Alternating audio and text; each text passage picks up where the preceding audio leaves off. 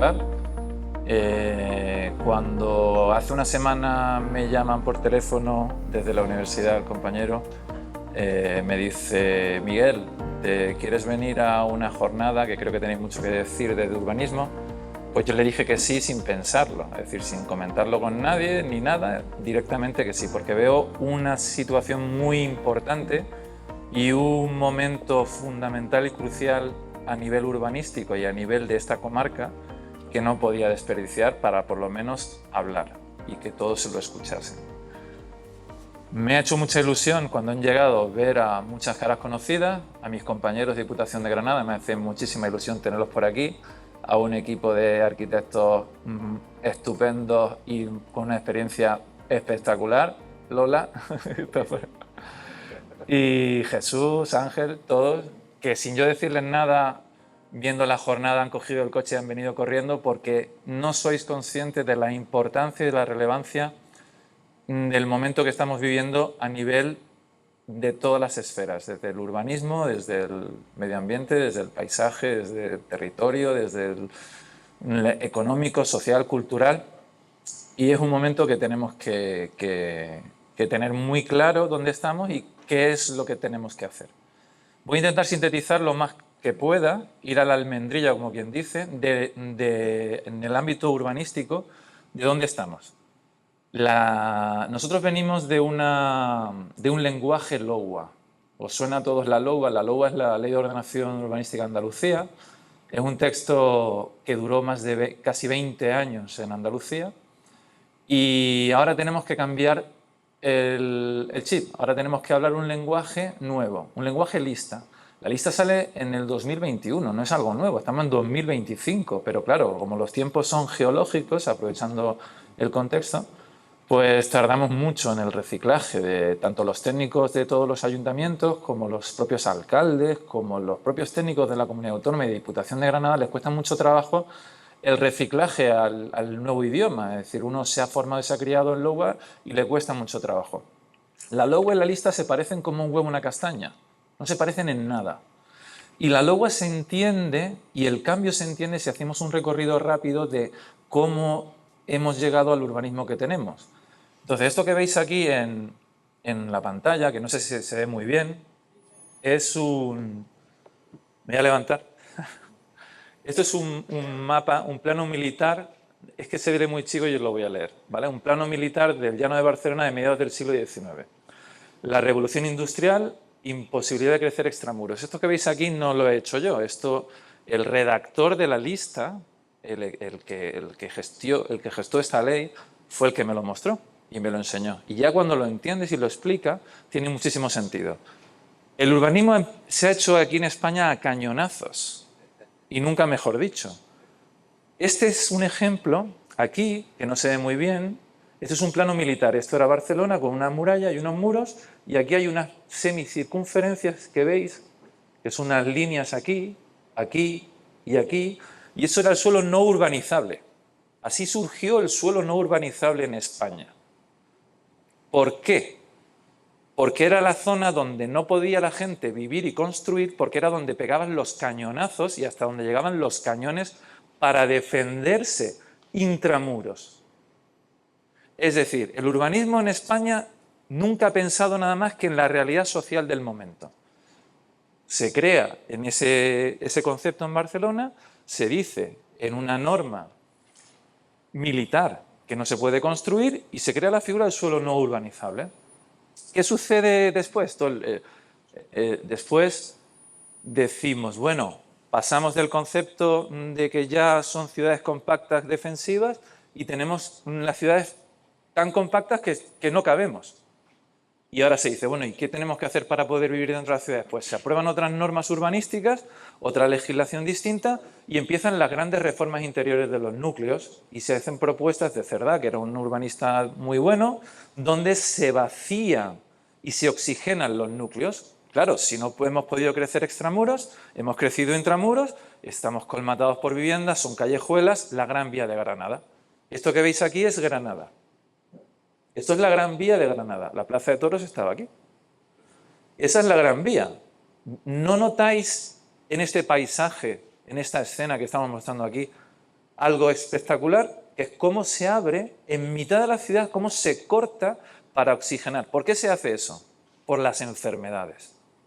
Primero, no permitíamos construir fuera de extramuros para defendernos a cañonazos. Segundo, vamos a reurbanizar una zona para evitar pandemias y enfermedades y contagios y oxigenar las ciudades. Y se hacen en Granada, en Barcelona, en Madrid, las gran vías. La gran vía surge ahí. No es un concepto de estándar urbanístico de avenida. No, se hace simplemente a cañonazos, como se ha hecho todo en España. Y en general, siempre hemos ido a la zaga de otros países europeos. Este es el plan de reforma interior y si os fijáis, es el plano de la Gran Vía de Colón. En este plano se identifican los edificios de interés artístico que se tienen que destruir. No importa nada el patrimonio cultural, no importa nada el patrimonio medioambiental, no importa nada el paisaje, no importa nada más que la salud de las personas. Vamos a proteger a la ciudadanía de los contagios y las epidemias. ¿Y qué hacemos? Se identifican una serie de la Casa de los Infantes, la Casa de Diego Silós, son casas de interés arquitectónico y artístico espectaculares que lamentablemente tienen que demolerse.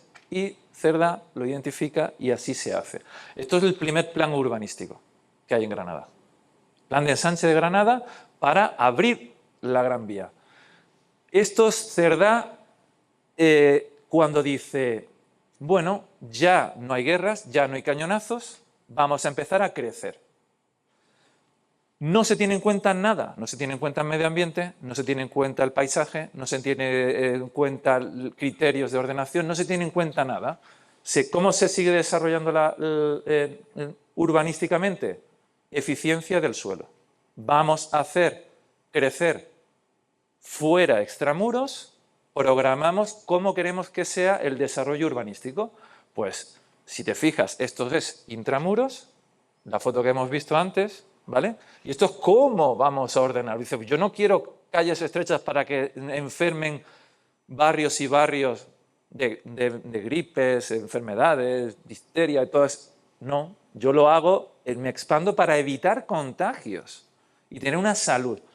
Hay zonas verdes, no hay, equipamientos no hay, está la catedral, están los parques que ya había, etc. Entonces, cuando esto vemos que eran las parcelas de los propietarios que cultivaban la labor fuera de la ciudad, se dijo, bueno, pues quiero que sean así, por cuestiones de salud.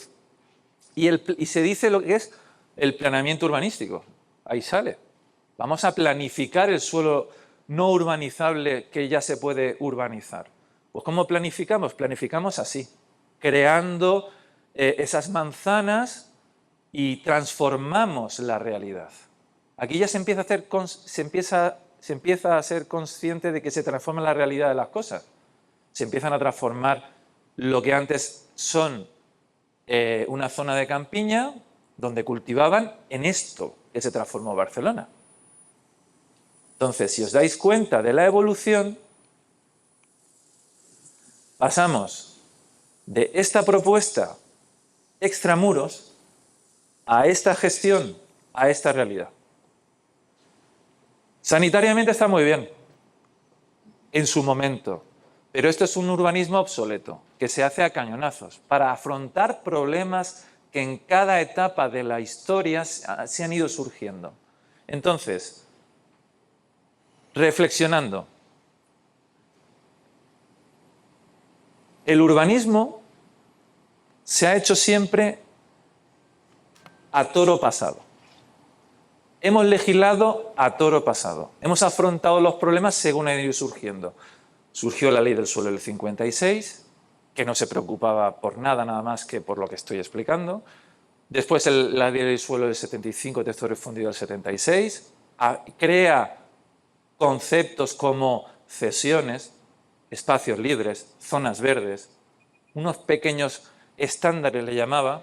Después se legisla en los años 90, todo lo hace a nivel estatal, ya tenemos la Constitución española, tenemos las competencias de las comunidades autónomas, el Estado empieza a legislar, aprueba varias legislaciones urbanísticas en 1990, en el texto refundido en el 92, en el 98, después las comunidades autónomas empiezan a legislar y nos encontramos con la LOA en el 2002. LOA 2002. Cada ley ha durado más de 20 años. Una ley refleja una realidad en 20 años. Es nuestra realidad en los próximos 20 años. Tenemos ahora una nueva ley, la lista. La lista está prevista que dure otros 20 años de realidad. Y cuando tú te ves de dónde venimos, que es la LOA, el idioma LOA que yo digo que tenemos que hablar, la LOA era una LOA muy mala, era una ley muy mala, porque era una ley de estándares urbanísticos. La LOA te dice, bueno, estamos en un momento donde la economía está en ebullición en los años 90, yo llego tarde, llegué en el 2002, ya vino la crisis de 2007 y ya la LOA no sirvió para nada. Por eso digo que es muy mala, porque llegó tarde. La LOA era una ley de los años 90 hecha en el 2002. La LOA tenía que haber previsto otro tipo de situaciones si sale en el 2002, porque la realidad cambiaba mucho. Es una ley de los 90 que aplicamos durante 20 años a partir del 2002. Es una aberración de ley. La LOA preveía estándares urbanísticos. ¿Qué es un estándar urbanístico? Tenía un artículo, el artículo 17, que te decía cómo tenía que ser una ciudad. ¿Cuántos parques tienes que tener? ¿Cuántos árboles tienes que tener?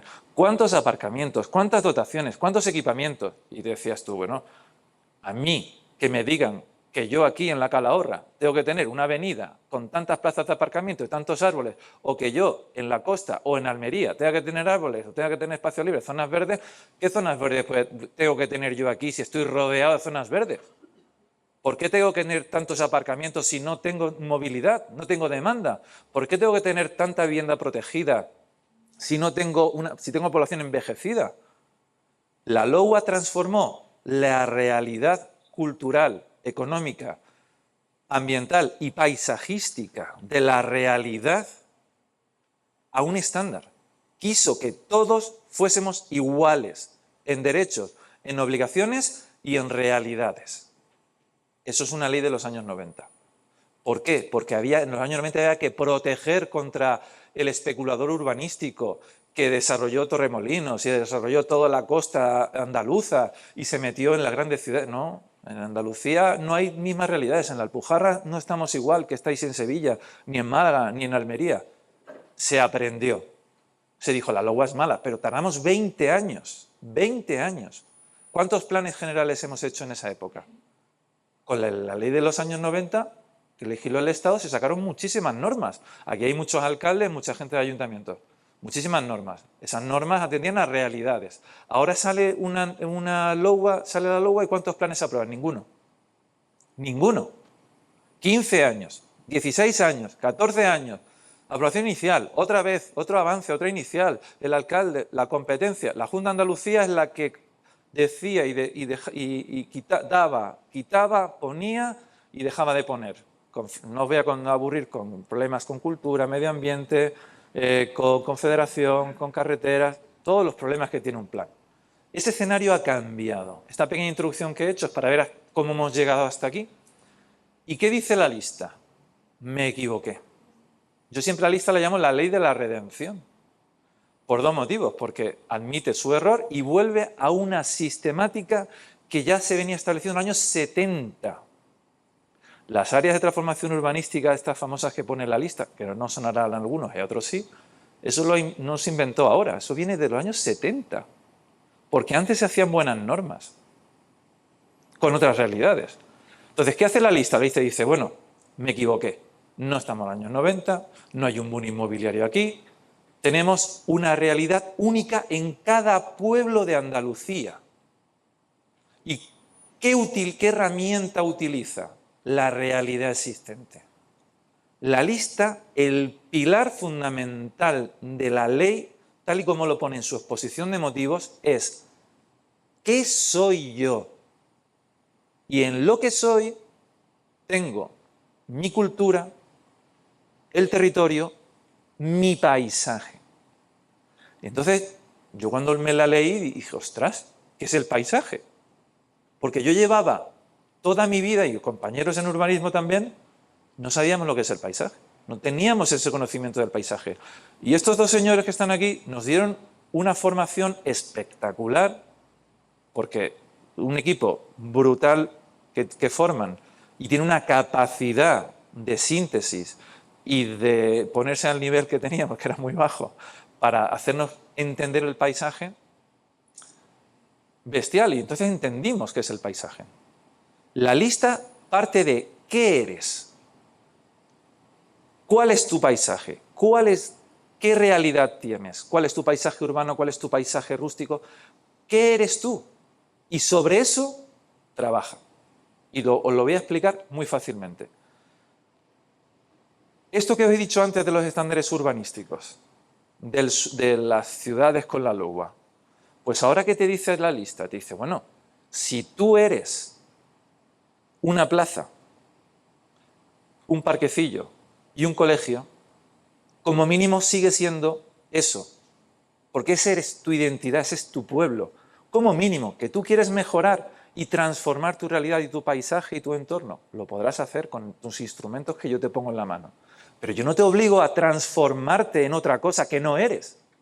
Esa es la lista, esa es la esencia. No hay estándares urbanísticos, no hay un concepto en la ciudad existente. Hay unos mínimos en suelo rústico, en áreas de transformación urbanística, donde sí te garantiza que se cumplen una serie de mínimos requisitos.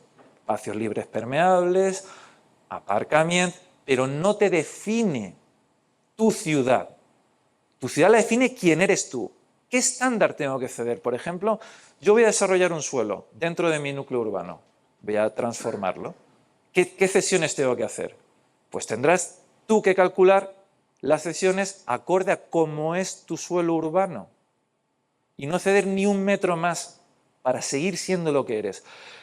Todos los instrumentos urbanísticos de la lista, todos tienen que tener un estudio del paisaje. Tienen que prever el paisaje. Tienen que tener en cuenta el paisaje. El paisaje es lo que eres. Y el paisaje no es subjetivo. No es una percepción mía. El paisaje tiene que ser percibido. Pero el paisaje son elementos objetivos susceptibles de ser estudiados, identificables todos. La ley te lo dice.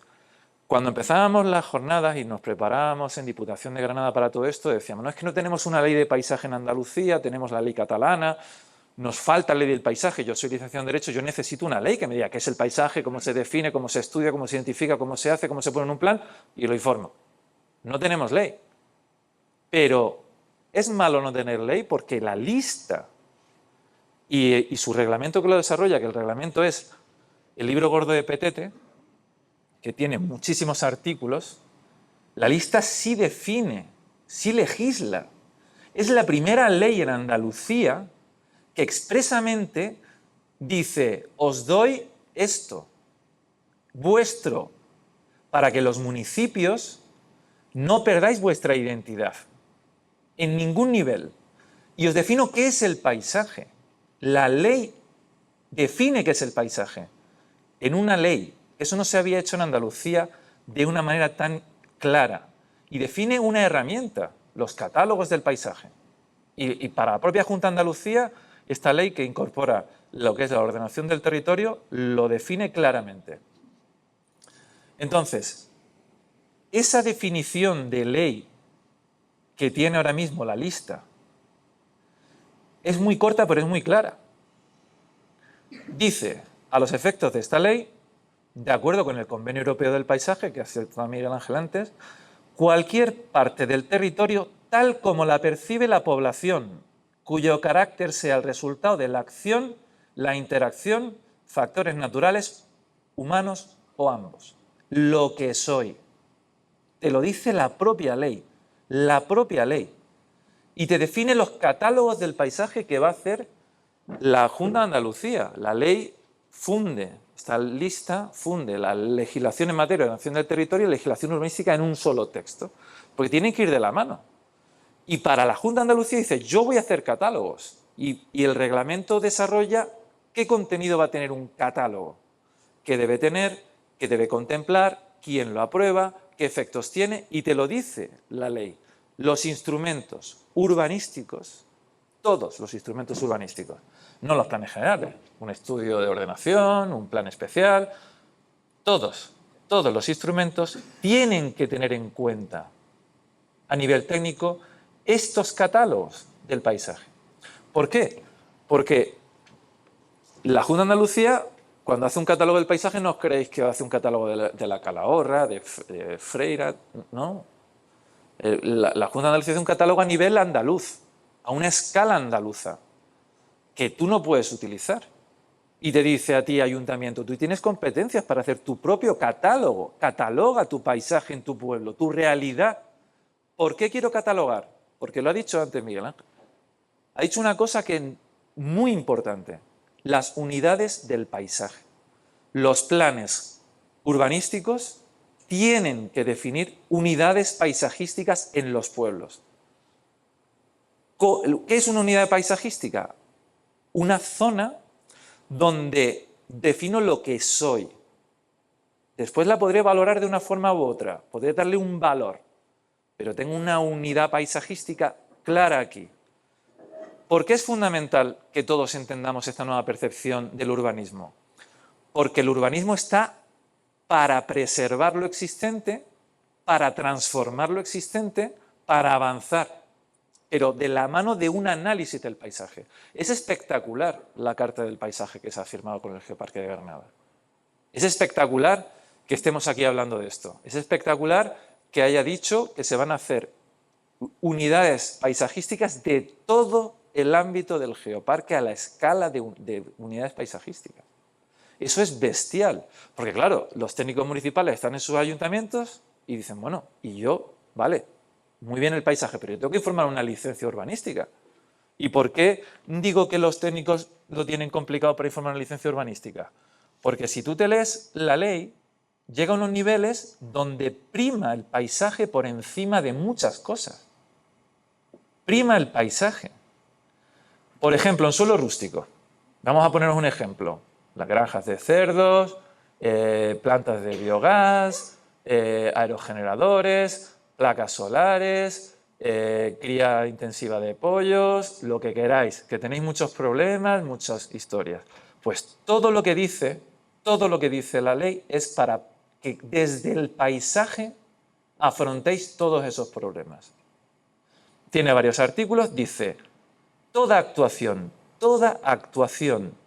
en suelo rústico, sea ordinaria o extraordinaria, tiene que tener en el proyecto que te presentan en tu ayuntamiento para que lo analices, un análisis de la integración paisajística en el territorio en el que se implante. Es decir, que el técnico municipal le va a requerir a la persona, dice, ¿dónde tiene? Justifícame la integración paisajística. Y dice, ¿qué integración paisajística? Si no tengo la unidad paisajística, si no sé cuál es el paisaje, pues le estás obligando a que ellos identifiquen, caractericen, cualifiquen y valoren el paisaje en el que se van a implantar y te justifiquen cómo se van a integrar. Dice, pero bueno, eso se lo pediremos a los que van a hacer los aerogeneradores, ¿no? A las naves, a cualquier actuación ordinaria, a cualquiera. Considerar su integración paisajística. Las actuaciones en suelo rústico con carácter general tienen que cumplir esa condición. Cuando te das cuenta de esto dices, es que aquí el paisaje dice mucho. Porque el paisaje no es medio ambiente, que lo confundimos muchísimo. El paisaje no es un informe sectorial que tenemos que hacer. El paisaje es algo que existe, es mi realidad.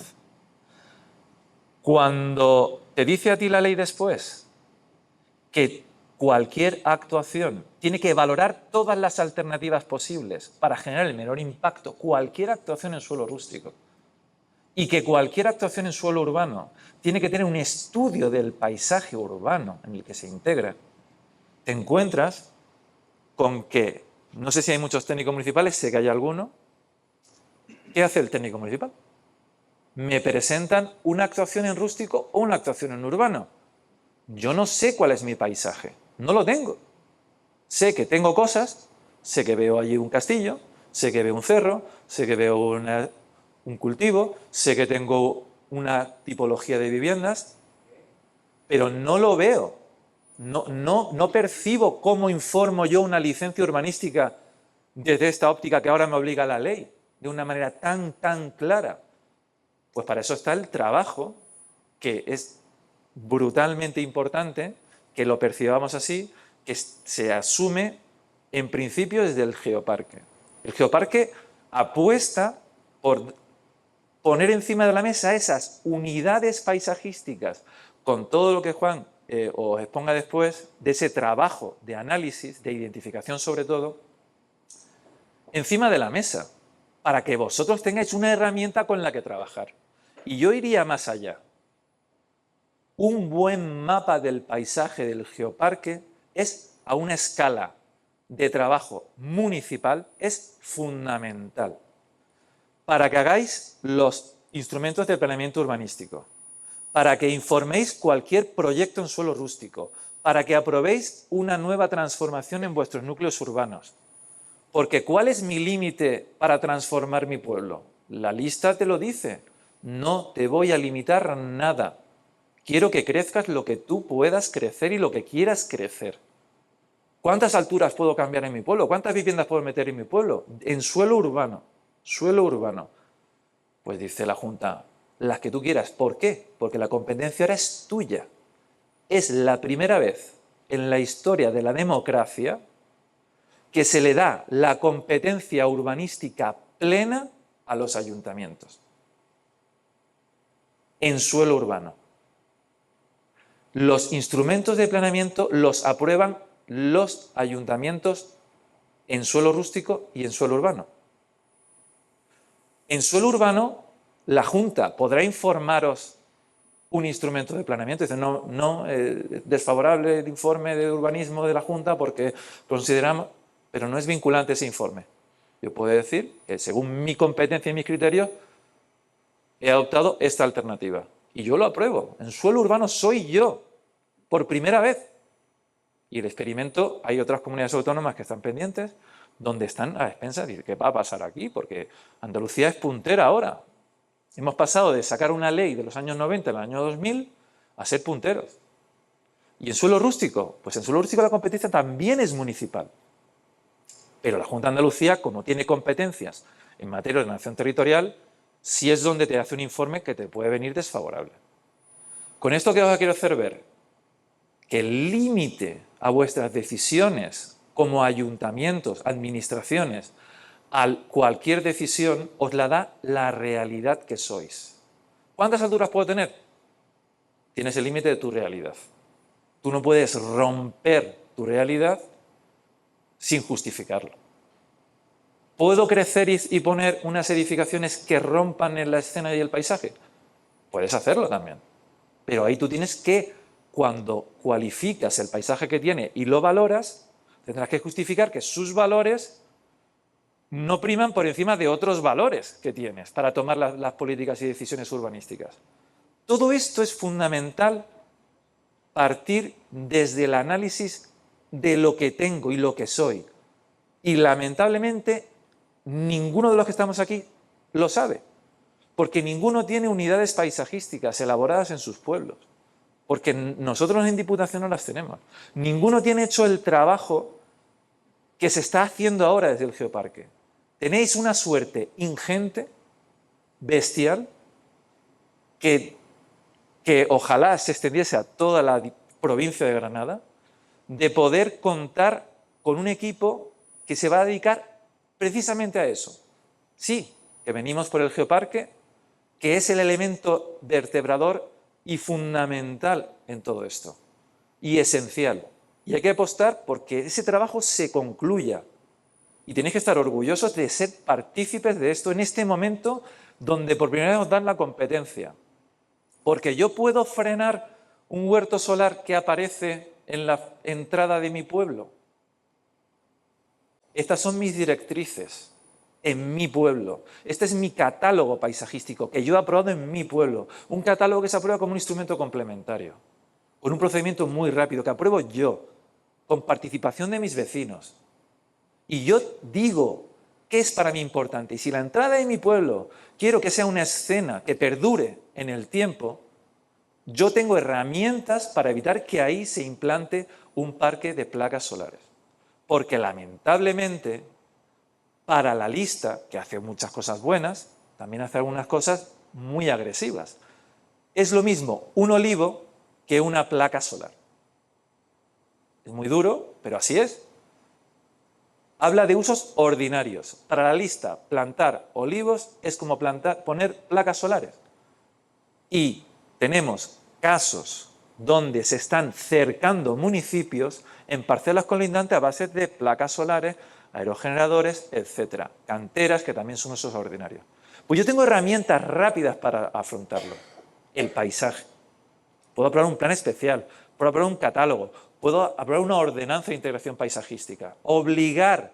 Yo no te voy a prohibir que pongas placas solares, pero voy a tener un mapa del paisaje que parte y surge desde la carta del paisaje, desde el geoparque. Tengo mi mapa del paisaje con mis unidades paisajísticas en mi pueblo y te voy a decir, mira, de todo mi pueblo inversor donde tú quieres poner, donde más se concilia con el objetivo que yo tengo como pueblo dentro de lo que la ciudadanía percibe es aquí. Y ahí lo vas a ver. Y si te quieres poner aquí, tienes unas cautelas y medidas que tienes que cumplir y a lo mejor ya no te es rentable cumplirlo.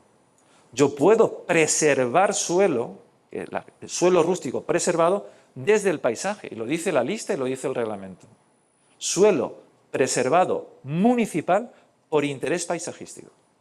Eso es algo impensable.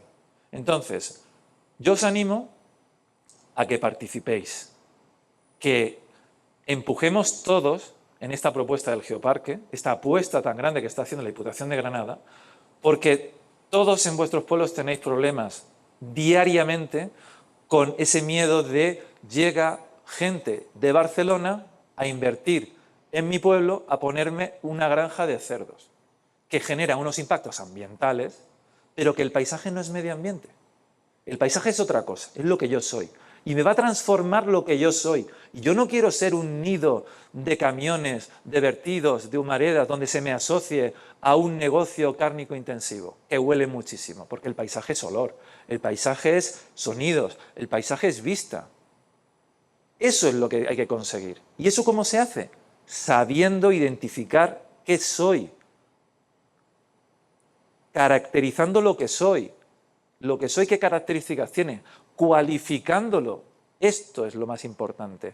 Valorando, ciudadanía, de todo esto, qué queremos, hacia dónde queremos ir. Y después proponiendo una propuesta para que los planes y las herramientas protejan y preserven lo que tenga que ser. Habrá municipios que digan, no, yo no quiero nada, yo quiero desarrollarme porque mi único problema es el económico de mi pueblo. No, son compatibles. El geoparque no protege. El geoparque no prohíbe, el geoparque no legisla, el geoparque os ayuda. Esa es la idea fundamental que tenéis que tener. Y cuando Diputación de Granada se mete en esta historia, y yo a Miriam se lo digo, yo estaba contentísimo. Y hemos ido a muchas reuniones, ha ido muchos compañeros, porque la inversión tan grande en los planes urbanísticos, que ahí está Lola Gallardo, que hacemos muchos planes en esta comarca, la ayuda tan grande de que se nos dé y se nos faciliten las unidades paisajísticas con las que tenemos que empezar a sentarnos con los ayuntamientos es bestial. Pues no tenemos recursos, porque esto nos ha llegado nuevo. No sabíamos ninguno lo que era el paisaje.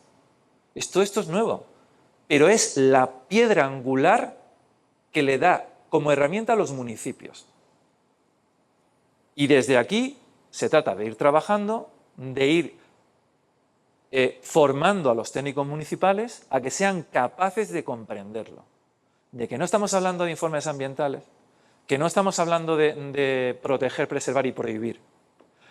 Cuando uno tramita un plan, tengo aquí una transparencia, a ver si me da tiempo, y ya lo último ya no os mareo más. Bueno, ha salido una instrucción, que no sé si la conocíais, que yo creo que es esta aquí, no se ve muy bien. Se llama Instrucción 3/2025 sobre la implantación en suelo rústico de actuaciones vinculadas a las energías renovables. Esta instrucción acaba de salir. Esta instrucción tuvo que salir porque los parques de plantas fotovoltaicas son políticas de interés público autonómico. Un promotor puede llegar mañana, si no tenemos esas herramientas que nos pone la ley del paisaje que estamos hablando, hechas a tiempo, un promotor puede llegar mañana a vuestro pueblo, decir, necesito 100 hectáreas para poner esta macroplanta de biogás, de energías renovables, de lo que sea. Expropie usted los suelos para mí. Y la comunidad autónoma va al pueblo, declara de interés autonómico la propuesta y expropia todos los suelos a todo el mundo. Lo hace. Y se ha salido en prensa hace poco que se han paralizado algunas, en Jaén, etcétera, ante las plataformas de la ciudadanía. ¿Y qué dice la comunidad autónoma? Yo a usted le he dado la competencia, ayuntamiento. Yo a usted le he dado las herramientas, paisaje, que yo no tengo esa competencia paisajística para informar paisajísticamente. Y usted no ha hecho nada. No ha aprobado una ordenanza, no ha aprobado un plan básico, no ha aprobado un plan especial, no ha hecho nada. Pues esto es de interés autonómico. Usted no ha hecho nada porque no ha querido. Y ese es el problema, y eso acaba de salir. Esto te define que ha sido el propio Tribunal Constitucional el que ha dicho, mire, en los suelos protegidos, poner una placa solar no es lo mismo que poner un olivo. Tramítelo usted con una autorización previa como actuación extraordinaria para que la ciudadanía opine. Y eso es esta instrucción. Por lo menos salvemos los muebles de los que no se hayan puesto las pilas y tengan un suelo protegido, para que la ciudadanía opine y pueda bloquearlo. Pero en el resto, si os la leéis, es que es un uso ordinario. Es un uso ordinario. Poner una planta de tratamiento de residuos y biogás. Es un uso ordinario, lo pone aquí. Entonces, hay que tener mucho cuidado de no hacer nada. Y yo creo que tenéis la suerte de que el Geoparque va a liderar en materia de paisaje la herramienta más potente que tenéis para evitarlo. Y esto último lo traigo aquí porque es una jornada muy buena que hicieron en Málaga sobre los informes sectoriales que lleva un instrumento de planeamiento. Y es espectacular, todos los informes. Lo voy a pasar rápido para terminar ya y dar pie al...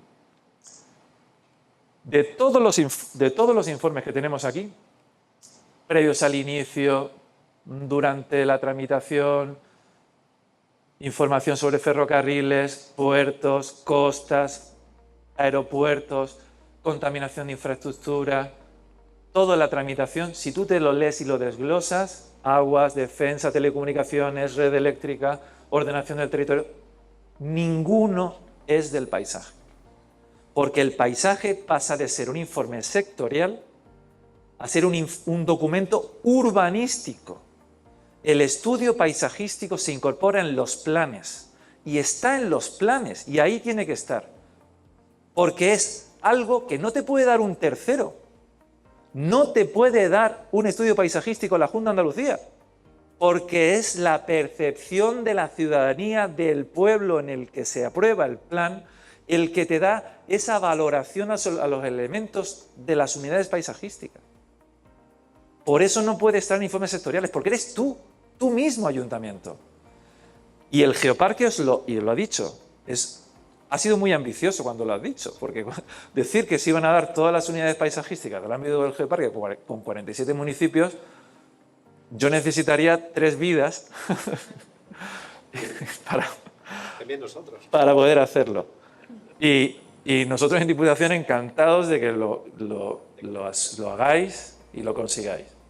Porque ya sé lo que sois capaces en el Valle del Lecrín hacer y ojalá que acabemos teniendo ese trabajo, lo veamos todos, porque probablemente sea el mapa del paisaje más grande, con más extensión de territorio de toda Andalucía. Y es todo un éxito y felicidades a tu área, a todo tu equipo, Miriam, porque desde Urbanismo, la verdad, me tendrás siempre disponible. De hecho, yo, cuando me dijeron lo de la jornada, me pedí el día libre por si tenía algún problema para cancelar todo, y mis compañeros lo saben, los pobres, que me ha hecho mucha ilusión verlos aquí, sin que yo les haya dicho nada, porque yo quería estar hoy aquí. Y muchas gracias, y después ya entramos en debate.